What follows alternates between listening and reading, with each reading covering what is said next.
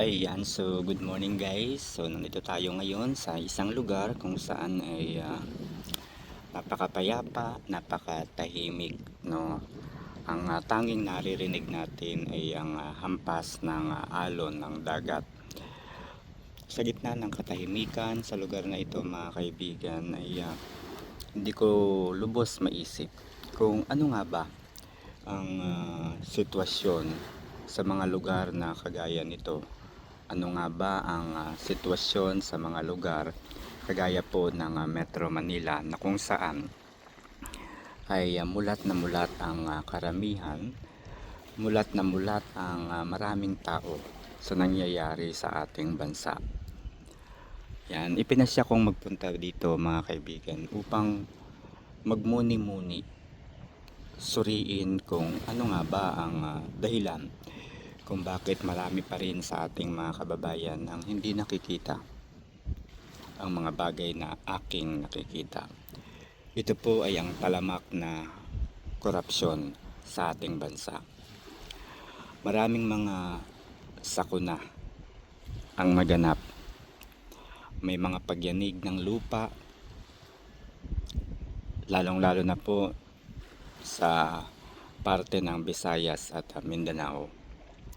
Hindi na po yan lingid sa atin, sa Cebu at sa iba pang lugar. Mga kaibigan, hindi na po ito usapin ng kung ano ang kulay mo, kung ano ang kulay ng sinusuportahan mo. Whether you are a DDS, whether you are a Dilawan or Pinklawan, or whether you are a BBM. Ito po ay usapin na ng pandarambong pagnanakaw sa kaban ng bayan. Ang pagnanakaw na ito mga kaibigan ay maraming epekto, hindi lamang sa ating bansa, kundi sa ating mga Pilipino. Marami po ang mga nganib ang buhay. Hindi lamang po buhay ang maaaring manganib, maaaring ikasira ito o ikawala sa mapa ng isang lugar kung sakaling magkaroon po ng mga sakuna o natural calamities dahil sa mga substandards na mga infrastruktura na naipatayo dahil sa kawalan ng pondong magagamit. Maaari ding hindi maipatayo ang isang proyekto para sa isang lugar, para sa kagandahan, kaayusan ng isang lugar dahil po sa korupsyon. Isipin po natin ang mga susunod na henerasyon. Huwag na lamang po yung kasalukuyan, yung ating mga susunod pa pong henerasyon ang kawawa. Maiiwan silang lugmok na lugmok ang ating bansa. Naghihikahos, hirap na hirap. Tayo nga lang mga kaibigan ay hirap na pong gumawa ng paraan para mabuhay, para kumita. Paano pa kaya yung mga susunod na henerasyon na kung saan ay wala na pong pondo ang ating bayan. Sa kasalukuyan po, ang utang ng ating bansa ay nasa 17 trillion pesos po, no? 17 trillion na po ang utang ng ating bansa. Bukod po sa utang na yan, meron pong minemaintain na budget ang isang bansa. Subalit ang budget na po ay kulang na po, no? Kulang na po. Sa katunayan ay meron pa pong budget deficit na nagkakahalaga ng half trillion pesos, no? So imagine po ninyo yung budget deficit po natin, napakalaki po nun. Anyway, ito po yung aking analysis. Maayos po na naikamada, maayos po na nagawa po ni Pangulong Marcos Jr.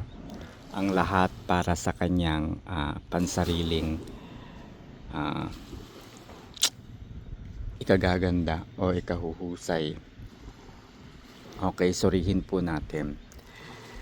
Kung may mga taong bumabatikos sa kanya at kumu-question sa kanyang paninilbihan sa politika, at kung merong taong magtatangka, no, na siya po ay pababain sa pwesto sa pamamagitan ng legal na proseso, ang impeachment, maayos po niyang isinalansan, kumbaga inihanay ang mga tao upang protektahan ang kanyang sarili upang hindi po siya ma-impeach. Nandyan po si House Speaker, nandyan po ang deputies, nandyan po ang Senate President. So hindi po talaga siya mai-impeach, lalong lalo na po kung ang impeachment ay manggagaling sa House of Representatives. Alam naman po natin noong nakaraang taon hanggang sa buwan po ng Mayo, matapos po ang eleksyon, sinampahan po nila ng kasong impeachment si Vice President Sara Duterte. At sinasabi na gumastos ang pamahalaan, gumastos ang mga alagad ni BBM upang bayaran ang higit 240 ang mga congressmen, and sinasabi po na nagkakahalaga lamang naman ng 150 million each, no, na kung susumahin po ay aabot sa 35 billion pesos. Can you imagine? Bukod po sa 150 million each na natanggap ng mga kongresistang ito, ay mayroon pa pong mga pangakong proyekto para sa kanila. Ang mga proyektong ito, mga kaibigan, ay hindi direktang proyekto. Maaaring ang ilan sa mga proyektong ito ay magagamit nila para sa korupsyon. Sa halip na magpagawa ng mga bagay, magpatayo ng mga gusali and other infrastructure, maaari itong gamitin pansarili. So sino nga naman ang hindi mai-impeach? Sino nga naman ang hindi pipirma para ma-impeach ang Vice Presidente? 150 million pa lamang, malaki na. How much more kung yun lamang ay pauna pa? 'Di ba? Kung meron pang ibang mga pangako gaya ng mga proyekto. So, the other way around, mga kaibigan, bayad ang mga kongresista. So, paano aakyat ang impeachment laban kay Pangulong Marcos Jr.? Nag-uumpisa po sa Kongreso ang impeachment complaint. Okay? Pagdating naman po sa mga politikong sumusuporta, gaya nga po noong eleksyon, batid na ng Pangulo na hindi magwawagi ang kanyang kampo. So, ano po ang ginawa niya? Totoo, natalo ang kanyang mga kaalyado, natalo ang mga politikong kasama sa kanyang partido. Pero ano po ang ginawa ni Pangulong Marcos? Ikinamada po niya si George Garcia sa COMELEC. Ano po ang ginawa ni George Garcia? Dinisqualify po ang lahat ng mga kandidato, mga politikong nanalo na kaalyado ni dating Pangulong Duterte. At ipinasok po ang ilan sa mga politiko na kahit hindi po niya kaalyado, ay kalaban naman po ng mga Duterte. Ito po yung mga grupo ng mga Makabayan Bloc. Kung inyong matatandaan, na-disqualify po ang Duterte Youth Party List at ipinasok ang isang party list na hindi naman po kaalyado ng administrasyon, pero kaalyado po ng Dilawan o Pinklawan. Bakit po ganito? sapagkat wala pong maaaring ipasok na kaalyado sapagkat malaki po ang lamang ng mga kandidato at malaki po talaga ang talo ng mga kaalyado po ni Pangulo. So obviously masisilip at masisilip po yung bagay na yun. Pagdating naman po sa usaping legal, mga kaibigan, ay ikinamada naman po niya ang dalawang remulya sa DILG Secretary, si John Vic Remulla, at sa Department of Justice, ang kanyang kuya, Jesus Crispin Remulla. So lahat na po ng mga kaso na maaari nilang ibato laban sa mga Duterte ay pinagtulungan ng magkapatid na ito. Ikinasa po ang pagpapaaresto kay Duterte. Yan po ay pinangunahan ni John Vic Remulla, Eduardo Año, Gibo Teodoro, kasama po ang Pangulo. Ang iba pang mga kaso naman ay pinangunahan ng kanyang kapatid na si Jesus Crispin Remulla. Nagkaroon po ng pagdinig ang Committee on Foreign Relations sa pamumuno po ng chairperson na si Amy Marcos. And yun na nga, marami po tayong natuklasan kaugnay po sa illegal o yung tinatawag nating extra judicial rendition against the former President Duterte. Sinampahan po ng kaso ang mga taong sangkot sa Office of the Ombudsman. Ngayon, nang magretiro po si Ombudsman Samuel Martires, ang pumalit po ay isang ombudsman na matapat sa tungkulin, walang pinapanigan, which is yan po ang requirement kapag sa isang ombudsman. Dahil nga po sa pagiging matapat, makatao ng pumalit na ombudsman o yung OIC kung tawagin, agad-agad pinalitan ng Pangulo at itinalaga si Dante Vargas bilang isang OIC. Ano po ang ginawa ni Dante Vargas? Lahat ng kaso na ipinail laban sa mga opisyales po ng administrasyon ni Marcos, lahat po ng mga executive po ng Pangulo na sinampahan ng kaso ni Senator Amy Marcos ay nabura, nabaliwala, ibinasura. Kaya ang naging resulta, naging ombudsman po si Jesus Crispin Remulla. Ang plano, busisihin kaagad ang Statement of Assets and Liabilities ni Sara Duterte. Isang hakbang na alam mo ng planado ang mga ganitong mga pangyayari. Saan ka nakakita? Napakalawak ng korupsyon sa DPWH.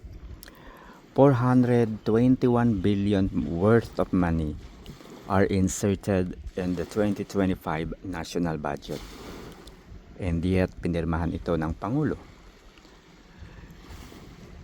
Hindi ka pa ba maniniwala sa halagang ito? Hindi alam ng Pangulo na mayroong insertion na 421 billion pesos? Impossible, di ba? Bilang isang Pangulo, ikaw ang pumirma ng pangkalahatang budget. Ikaw ang pumirma ng pangkalahatang budget. Ikaw din ang nag-propose sa mga budget na yan. Nagkaroon lamang ng deliberation ang Kamara, ang mataas na kapulungan ng Kongreso. So how come na wala kang alam sa pandarambong na yan sa Kaban ng Bayan? So lahat po ng kaso na yan, nagkaroon po ng investigasyon, binuo ang Independent Commission for Infrastructure At sagawa po sila ng investigasyon, nag-file ng kaso, pero burado. Bakit? Bakit mabubura at bakit mababaliwala ang mga taong kakasuhan ng Independent Commission for Infrastructure? Dahil ang ombudsman ay si Remulla. So hindi lamang yan mga kaibigan. Bago po na pili itong si Remulla bilang ombudsman, hindi po dumadalo sa mga imbitasyon ng Senado o anumang investigasyon o investigatory body si House Speaker Martin Romualdez. Hindi po, di ba? Subalit nang maging ombudsman na po si Remulla, siya po ay nagpaunlak na po at sinabing sasabihin nito ang lahat kung sino ang nasa likod ng napakalaking pandarambong sa kaban ng bayan. Napakalaking pagnanakaw sa DPWH in relation to the flood control. At sabi po ni Remulla, meron na po siyang state witness. At bakit niya gagawing state witness si House Speaker Martin Romualdez? Simple lang po ang dahilan. Ginawa niya at gagawin niyang state witness si Martin Romualdez nang sa gayon ay mabura at hindi po ito makasuhan. So sino ngayon ang ituturo ni Martin Romualdez na may pakana, na pasimuno, na promotor po ng pandarambong na ito? Ang naiisip ko po ay walang iba kundi si Chis Escudero at si Grace po. Si Chis Escudero ang counterpart po ni Martin Romualdez. Narinig naman po natin yung speech ni Chis Escudero sa Senado, di ba? Siya po ang counterpart ni Martin Romualdez sa Kamara. So naikamada po niya ng maayos ang ombudsman. Ngayon po na nawala na po at napalitan na nga po ang Department of Justice Secretary at naging ombudsman na. Ang susunod po na papalit po sa DOJ, walang iba kundi si Claire Castro, ang butangerang press secretary. Diba? So, ngayon mga kaibigan, paano pa mapapababa sa pwesto si Marcos?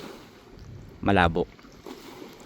Sapagkat ang mga dapat na pumrotekta sa bayan at sa mga Pilipino ay sinasabi pong nakatanggap ng 15 billion pesos. Dahil mayroon pong military ghost project. Sa tingin po ninyo, maliit na halaga ang 15 billion pesos? Ang 15 billion po ay sapat na upang manatili ang suporta sa Pangulo. Mangyari na ang mangyari, magkagulo man ng magkagulo, 15 billion is 15 billion. Imposibleng hindi ito alam ni Chief of Staff ng Armed Forces of the Philippines at ng PNP Chief. Bakit kaya hindi sila nag-iingay? Bakit hindi sila lumalaban sa korupsyon? Sapagkat napakalaki po ng 15 billion pesos. So, meron pa bang paraan para mapatalsik sa pwesto? Wala na. Only people power is the answer. So mga kaibigan, kayo na po ang bahala. Ano po ang nakikita po ninyong solusyon? Sapagkat pinag-aralan ko na po ang mga bagay kung paano nga ba mapapababa sa pwesto ang Pangulo. Pero I think at this time it was hopeless. So yun lang guys, maraming salamat and good morning.